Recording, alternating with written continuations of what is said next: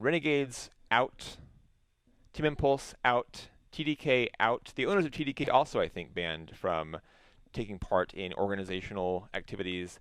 It's a tough situation, and Riot not releasing a whole lot of evidence. Monte Cristo has actually said he was given no evidence from Riot as to why the ban was given. Chris Badawi has been largely silent. Players for Renegades have been for and against. So, Ryan Morrison, you're here with us now, I believe. Are you here? Can you hear me? I am, yes, I can hear you great. Excellent. Ryan, thank you for joining us. Thank you for having me. This ruling, pretty strong from Riot, pretty much an iron hammer on these three teams. Your reaction, just off the top of your head, let's start with the Renegades and TDK reaction. Sure. So the reaction is all kind of the same regardless of which one you're looking at. Okay. It's that for a long time now, I've been ranting and raving and screaming on Reddit that the players are very much left to fend for themselves. They don't understand the contracts they're signing, if there are contracts. They don't know what they're doing in terms of talking with a lawyer. I know this sounds very self-serving and like it's a commercial, but I'm an attorney who only works with players. I know what they get screwed over with a lot, and 50 to 75% of players never talk to an attorney. That's crazy. This is their career. This is their life. They need to know what they're getting into, and they so rarely do. I hear all the time people saying, "Oh, I don't want to bring an attorney here. It's rude." Owner.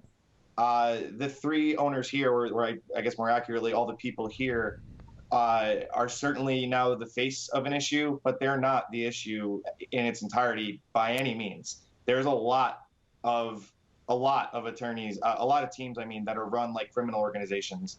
And, it's no secret Riot doesn't like Chris. It's no secret. I mean, it's maybe a little more of a secret that Riot doesn't very much like Monty.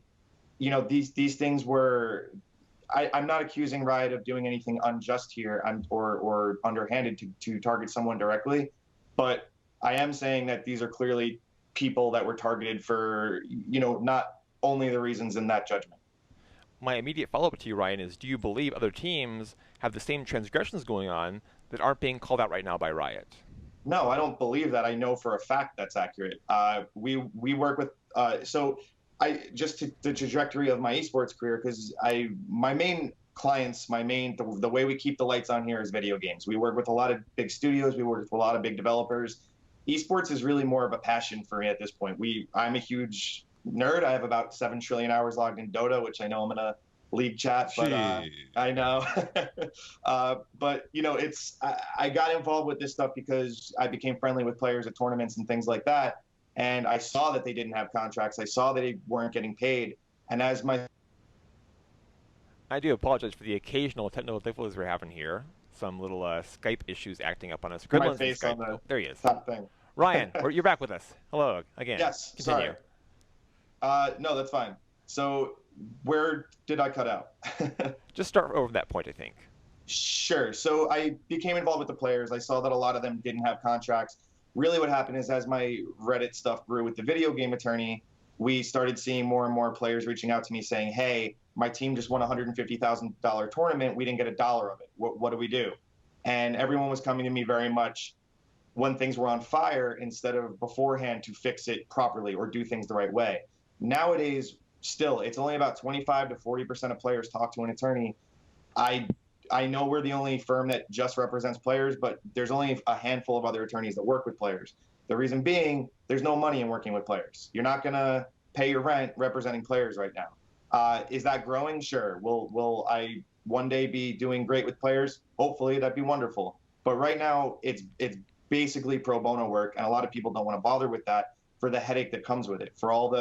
If we're doing Dota, Valve is completely hands-off. They don't know anything that's going on. When you're working with Riot, they're hands-on in very weird ways. They have a rider you have to attach to the end of a player agreement, but they don't really involve themselves any other way. So a ruling like this is completely out of left field. But it's, again, something I've been asking for a long time. The players are taken advantage of, and I think Blizzard, I think Valve, and I think Riot have a huge responsibility to stop that.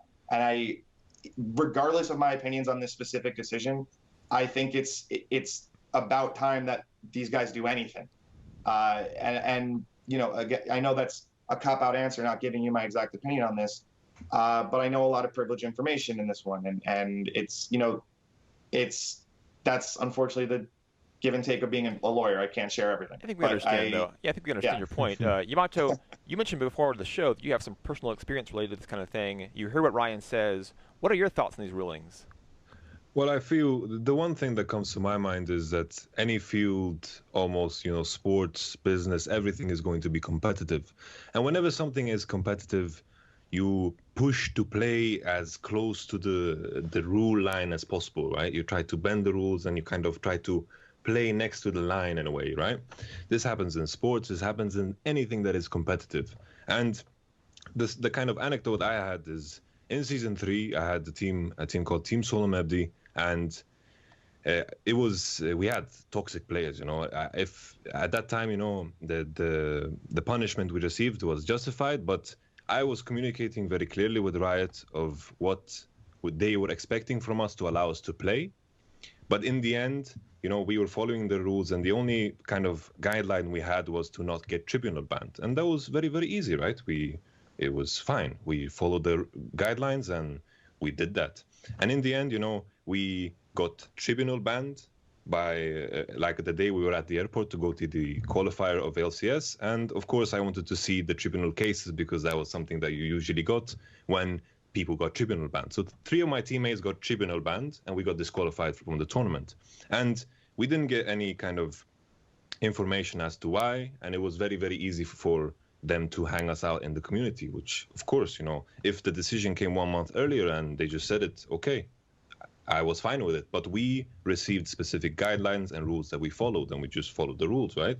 And I feel like any aspect that is competitive, I know Chris Badawi, I know Monte Cristo personally. They are very, very smart. I cannot imagine them doing something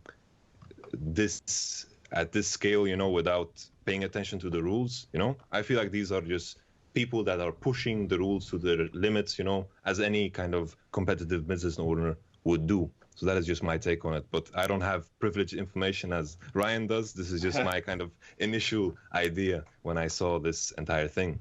Right. Well, so when I say privileged information, I want to make it clear, I don't work with Renegades. I work with a player or two maybe involved with these teams, but I don't, I don't have the inside organization info.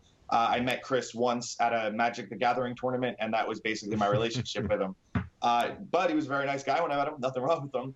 I'm good friends with his attorney. I trust him very much. I know that this kind of underhanded stuff is not something that he would endorse in any way, if it happened or not. I don't know. What I do know is Riot is not releasing all this evidence they have because basically what they said in that decision, they're not posturing with. Am I still there? You are here. Yes, you're back. They're not posturing. Yeah, so Riot really, the people who came forward with evidence here, whether that evidence is proven or not, really put a lot of their own livelihoods on the line with it. And, I have a good idea of what that evidence does and who it is, but I don't know how legitimate it all is. So, with that said, I don't have an opinion on this in terms of whether the Renegades ruling is wrong or right.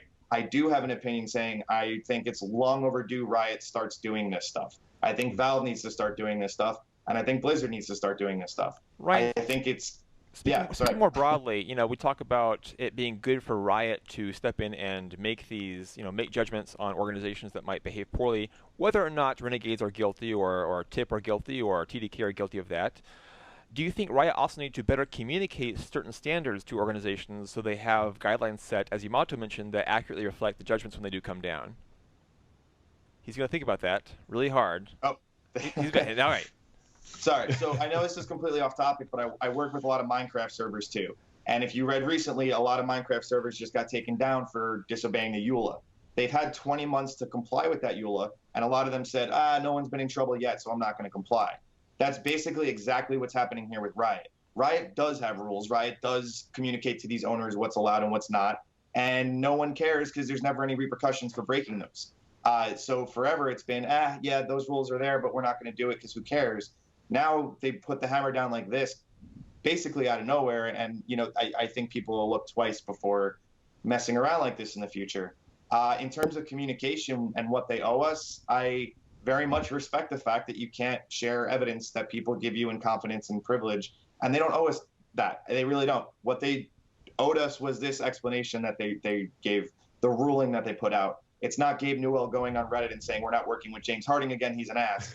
This was an actual explanation. You know, this is the major difference between Riot and Valve.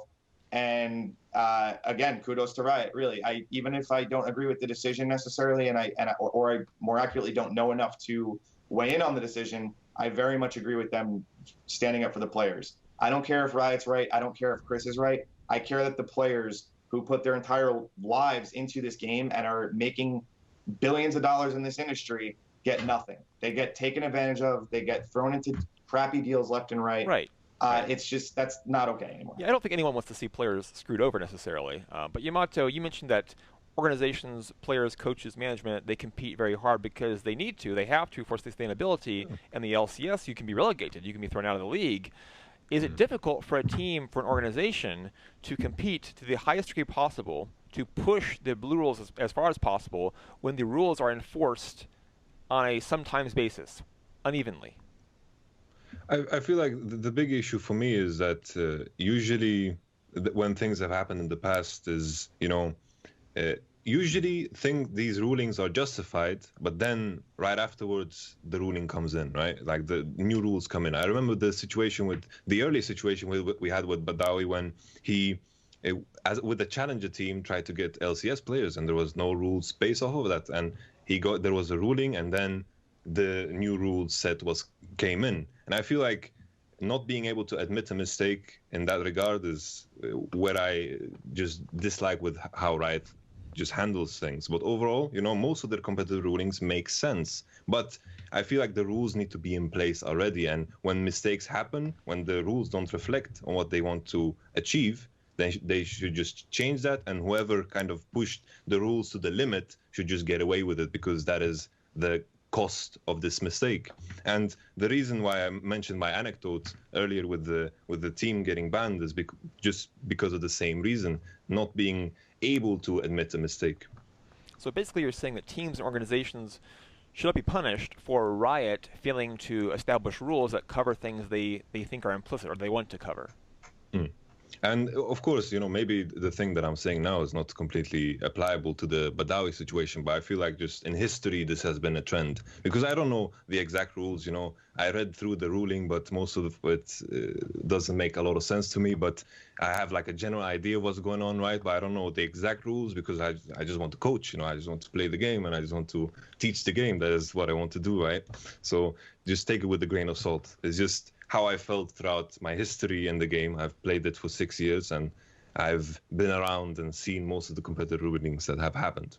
Now, Ryan, I just think it's, go ahead. Yeah. Go ahead. No, I just think, you know, and not to belittle that answer, because that's a very legitimate point, but I mean, a lot of these things that are getting judgments are, especially in this decision, are things that we shouldn't need a warning about. Your players should be under contract, your players should be paid, and your players should be taken care of properly.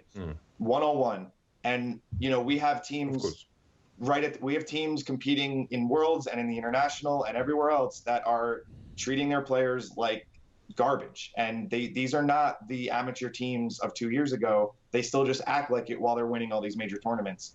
And it's not everybody. There's a lot of really great teams out there that are run very properly.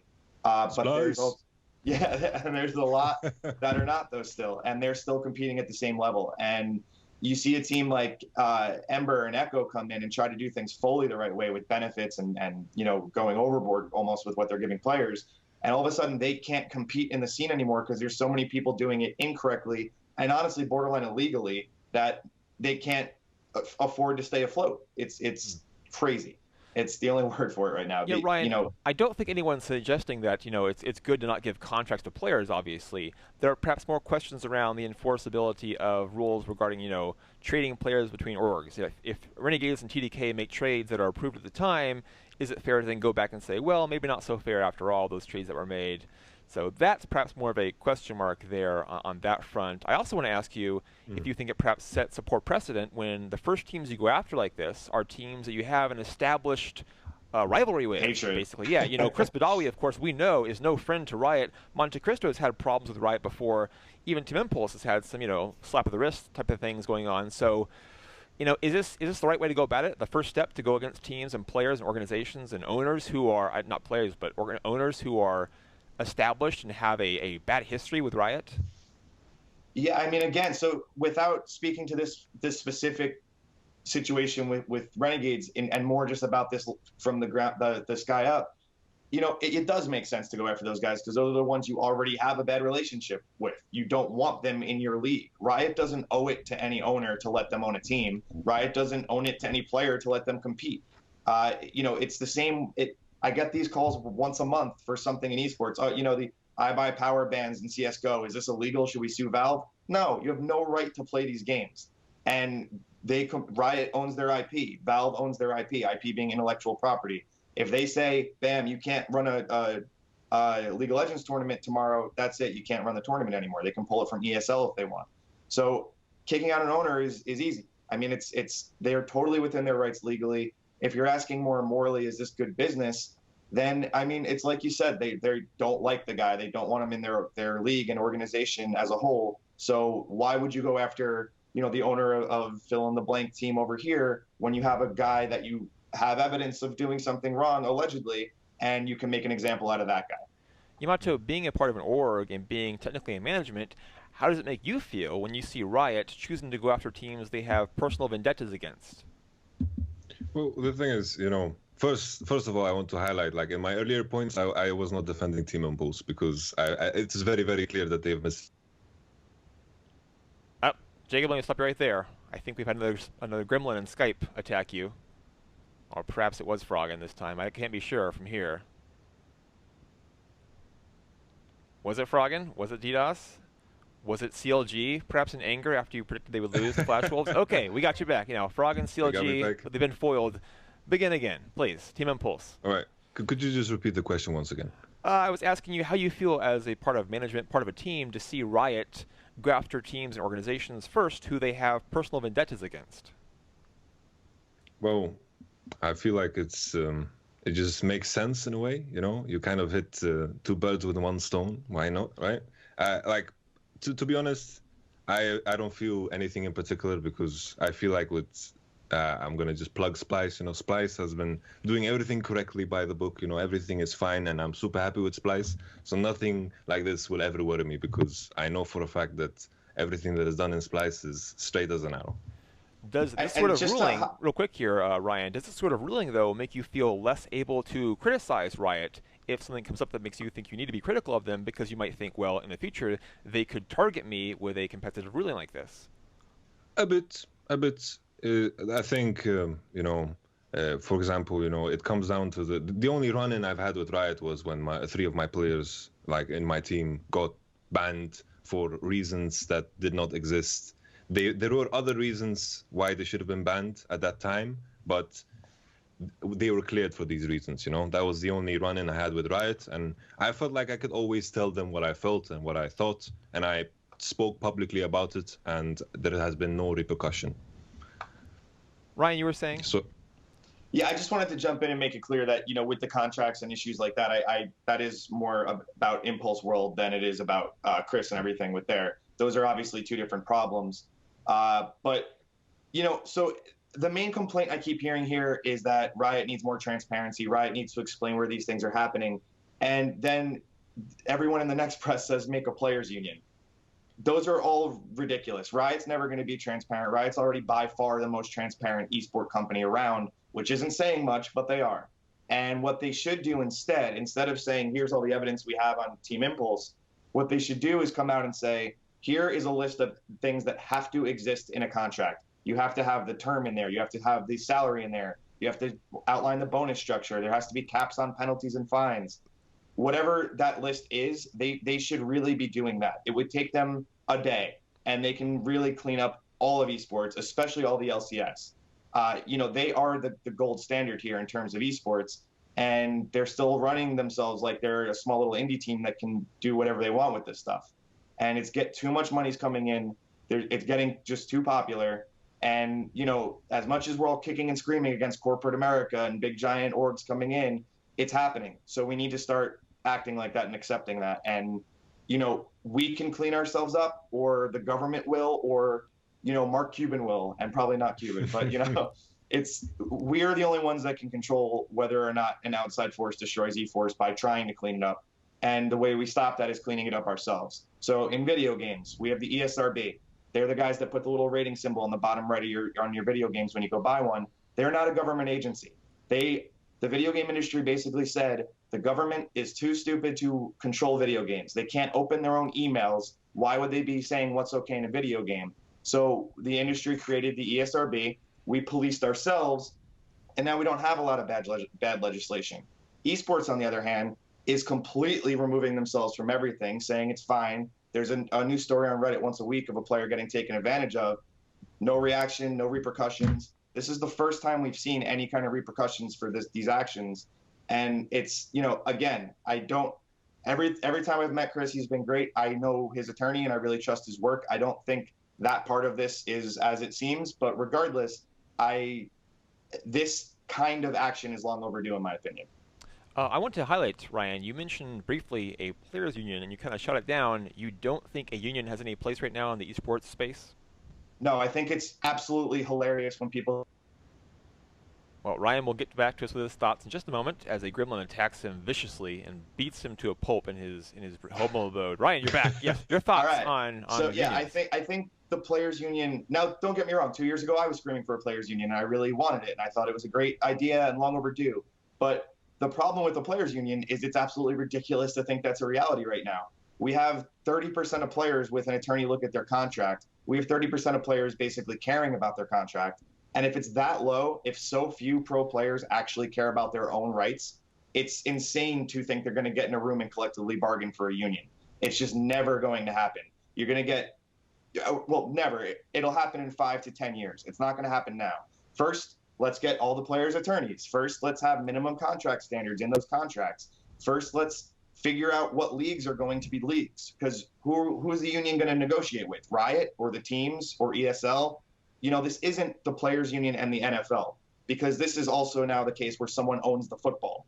Riot has complete control of what goes on with that football. So it's not like traditional sports where the players negotiate with the NFL. Instead, now we have the players negotiating with the teams, negotiating with Riot, negotiating with the league. So it's just not an easy solution in any way. And a players' union is a nice sounding solution that has no actual merit or application here at all. Yamato, how do you feel hearing all that about the unions and having minimum contracts and standards? How do you feel about that? I feel like Ryan is making a lot of sense, because I've been in esports for a long time. I've had my fair share of organizations that have lied to me and told me fairy tale stories, and they were in the contract and I signed happily, and then they said bye-bye, and I was like, okay, I don't know what to do now. Should I just go grab a baseball bat and walk over to France or something? No, that doesn't work, And I feel like, once again, I have to agree completely with Ryan. I'm happy that these things are highlighted. I feel like the fact that people are starting to complain, players are starting to complain, and these rulings are coming out, I think is a very, very positive thing when it comes to the team impulse side of this ruling. And with that in mind, as it gets highlighted and more pro players see it and they understand that they have rights, I think we are moving forward. Ryan, I want to ask you about Team Impulse in particular. How does this get this far where players are not getting paid, the contracts are not even valid? Why does it take this long, actually, for Riot to step in and take care of this when it seems like the players could really have been suffering in this environment financially? I mean, it would honestly shock everyone in this Twitch chat if they knew how many teams are like this. They're not the unique outlier here. There's about a 50-50 grouping of teams that... Ryan, I got to stop you right there. Another gremlin attack. These things are just so persistent. They do not like Ryan Morrison. And I apologize to Ryan because I like him a lot. I think he's a great guest. And I wish the gremlins felt the way I do about Ryan and his opinions on the legal matters here that Riot is bringing down upon us. A shame that we have to talk about this funny legal stuff, not MSI. Ryan, do we have you again? Yes, hopefully. Excellent, yes. So, yes, yes, go again. 50-50? And stop it. It's nothing more fun than legal stuff. Yes, it is fun. Yeah, no, I was just saying that there's a lot of owners that are still very high up in these organizations where when I get the contract for the player we're representing, like I actually get pain from it. It's terrible. Then I see the opposite. I see, for example, just recently, to give a good shout out here, the owner of Energy, Gerard, sends over a contract that is beautiful. It's how a contract should look nowadays. And it's night and day between the two worlds.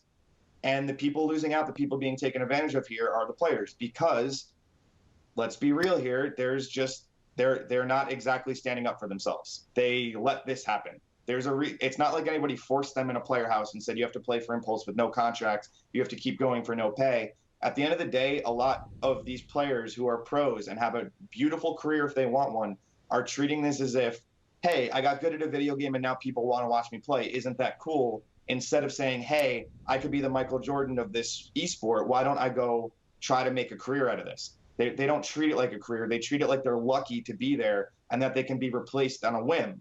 They can't be replaced. I negotiate these salaries. I know that when an owner wants a player, he wants that player. He doesn't want the equivalent of that player in another team. The players need to start recognizing their own worth, and they really need to start treating this as a career and themselves as a brand, as opposed to what happened to them and they expect it to blow up tomorrow. It's not going away tomorrow. And until they realize that as a collective, we're going to still see owners doing exactly what we just read about in much worse ways. I mean, not in league, but I just had a legitimate team offer a player a 6-year contract for $500 a month. That's insane. Now, it's not league, so the money's very different, but still, that's not even minimum wage. Sounds like a bargain to me. Contract. Yeah. So, and the player will sign that. The player will sign that. That is the problem here. All the player sees is, holy crap, I get to play this game in front of people. I get to fly out to PAX and DreamHack and do all these tournaments. This is the dream. And then they are signing away their careers and their livelihoods. The flip side of that is that contract will never hold up. I can get these guys out of contracts, and I'm very lucky and honored to be one of the first attorneys they call when this stuff happens. And I tell them, okay, we can get you out of this pro bono. Response is, I don't want to cause trouble. I don't want to be a bully in the scene. And they just stay in these bad situations. And it's happening over and over and over again. Well, Ryan, I do want to wrap this up pretty soon, but I want to get a final thought from you on this whole Riot ruling thing. You talk about players being more willing, I guess, to confront these contract issues. They're often very young and inexperienced. What has to happen to get players coming into the scene fresh? 16-year-olds often the case, 17-year-olds. What has to happen to get them to see from the start that they have to be professional, be represented by lawyers, all this good stuff? How do we put that into effect in practice? I mean, hopefully they're seeing more and more of what they're worth and how they're being taken advantage of, and they start to just kind of know. You don't have to tell a freshman in college who's about to go to the lottery going to be a lottery pick in the draft for the NBA. You don't need to tell him, hey, you're good at basketball, you can make money with that. They just understand that, and they get an agent, and they get a lawyer, and they do it right. Here we have kids, that are clearly at the top of their ranks. They are dominating amateur tournaments, and they get picked up by a pro team, and in their head, they refuse to accept that that's a reality. They think that, oh my God, I get to play a game I love and make a little bit of money. Isn't this cool? It's going to be awesome that I can't afford rent anywhere. I have no backup plan when I'm 35. There's just no care about the future here. And I am a player's attorney. I fight for their rights, and I love them, and I will defend them. But it's their fault. I mean, they are the ones who have to say, I'm going to change this. I'm not going to sign that. I'm going to demand payment. And until they start taking themselves seriously and treating this like a business instead of a hobby, it's not going to change. Riot's not going to change it for us. Valve's not going to change it for us. This kind of decision is going to happen again. Certainly, Riot. It will certainly happen again. Well said, Ryan. Well said. Well closed out. This decision will certainly happen again, having said all that. And he's right. Riot and Valve don't necessarily have to change things for us or for the players. They have to take it upon themselves. Again, hard to ask it of a 16-year-old or a 17-year-old. Ryan, we got the gist there. We got the point. We got the juice there, I think, of the point. So thank you for that. Yamato, your final thoughts, or thoughts, plural, on the whole Riot rulings situation we have right now and this discussion as a whole. Well, I feel like the one thing, when it comes to the treatment of players, I think as long as the suffering of some people is highlighted, then people are going to see this and people are going to learn. The way esports has progressed throughout these years, I'm sure it is heading in the right direction. And as long as it is being highlighted and it is being put in the spotlight that players are being mistreated, I think we're moving. And then for the other part of the other side of the coin, I feel like, in business, people are always going to be competitive and play by the rules, by the edge of the rules, It is always going to be like that. And I feel like transparency in rules is important as well. Transparency And important. and when you finally, like, when you make a mistake, and even though like a punishment is justified morally or whatever, I think you should recognize the mistake and move on and change the rules for the future and not punish people for a law that doesn't exist or a rule that doesn't exist at that time, but maybe should have been there at that time. Wise words. And of course, I'm going to get the prediction from you. The final prediction. I assume you have Flash Wolves beating SKT in the final. Oof. No. 3-0. SK Telecom got this tournament. I'm pretty sure. Okay, no, we'll I'm see. not pretty sure. I think SKT is the favorite. That sounds like more of an analyst answer. It does. People are going to give me flack if I say 100% SKT going to win. Hopefully they don't lose 4 games in a row again. That would look pretty bad, I think, for you. And look pretty bad for SKT, actually. It look It's terrible not possible, for SKT. Yeah, they could lose well, could they lose 4 in a row? Yeah, I guess they couldn't, could they? I was trying to think of a way they could. They could win 4 in a row. They could lose 3 in a row. Yeah, they could lose 4 out of 5, I think. Yeah, pretty sure. Anyway, that's enough of this discussion. I'm going to get in trouble for my math problems here. I want to thank Ryan Morrison and Yamato Cannon for joining us and discussing MSI and Riot's rulings. And I want to thank you for watching the show. Back here, same time next week with Yamato Cannon, as we always are, to talk about MSI again when we talk about how Flash Wolves won the Midseason Invitational and are now the best team in the world. That's for next week. Thanks again for joining us today.